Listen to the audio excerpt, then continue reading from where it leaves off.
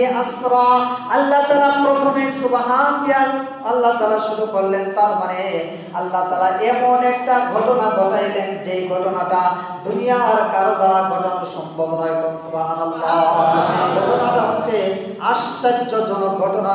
এই ঘটনা পৃথিবীর কেউ ঘটাইতে পারবে না, কারো পক্ষে সম্ভব হবে না, কারো পক্ষে এটা করানো সম্ভব হবে না। এই জন্য আল্লাহ তাআলা ঘটনাটা শুরুই করেছেন সুবহান দিয়া, তার মানে আশ্চর্যজনক ঘটনা। সুবহানাল্লাহ বলেন।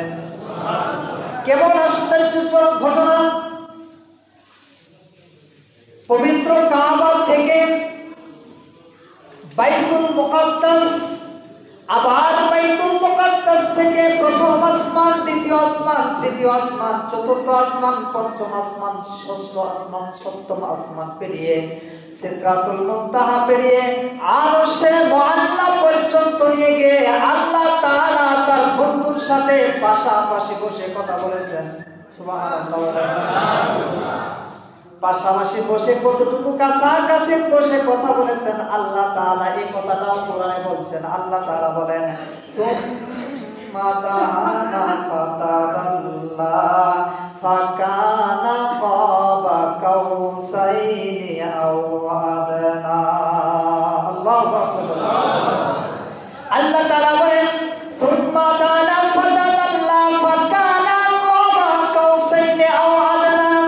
আল্লাহ তাআলা বলেন যেরকম ধনুক আছে, যখন টান দেওয়া হয় তীর ছুড়ে দেওয়ার জন্য, ধনুকের যে দুইটা মাথা যতটুকু পাশাপাশি আসে, আল্লাহ তাআলা তার প্যারা হাবিবকে তার বাড়িতে ইনভাইট করে নিয়ে, দাওয়াত করে নিয়ে এতটুকু পাশাপাশি বসে তার বন্ধুর সাথে কথা বলেছেন।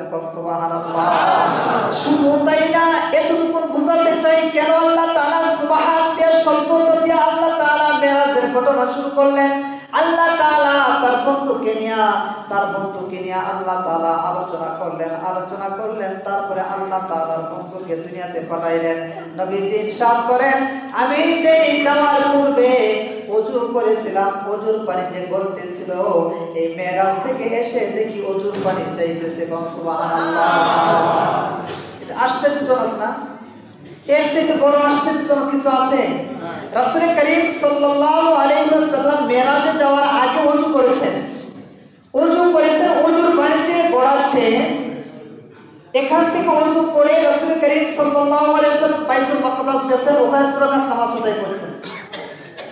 ওখানে দুরাকাত নামাজ আদায় করেছেন। তারপরে বোরাক আসছে, বোরাকের উপরে চড়ে রাসূল করিম সাল্লাল্লাহু আলাইহি ওয়াসাল্লাম প্রথম আসমানে গেছেন, দ্বিতীয় আসমানে গেছেন, তৃতীয় আসমানে গেছেন, চতুর্থ আসমানে গেছেন, পঞ্চম আসমানে গেছেন, ষষ্ঠ আসমানে গেছেন, সপ্তম আসমানে গেছেন। আল্লাহ তাআলার হুকুমে সিদরাতুল মুনতাহা পাড়িয়ে আরশে আজিম পর্যন্ত গেছেন। সময় কতটুকু লাগছে? এক আসমান থেকে আরেক আসমানের দূরত্ব 500 বছরের রাস্তা। কত বছরের রাস্তা? কত বছরের? 500 বছরের রাস্তা। এটা কোন হিসাবে? যেহেতু আল্লাহ নবী সাল্লাল্লাহু আলাইহি ওয়াসাল্লাম বুরাকের মাধ্যমে তিনি মেরাজ করেছেন। কিসের মাধ্যমে? বুরাক শব্দটা আসছে বারকুত শব্দ থেকে। বারকুত শব্দের অর্থ হচ্ছে বিজলি। বিজলির চমক দেয় না? এটা। এখন আসেন, এই বিজলির গতি কতটুকু? প্রতি সেকেন্ডে 1,86,000 মাইল।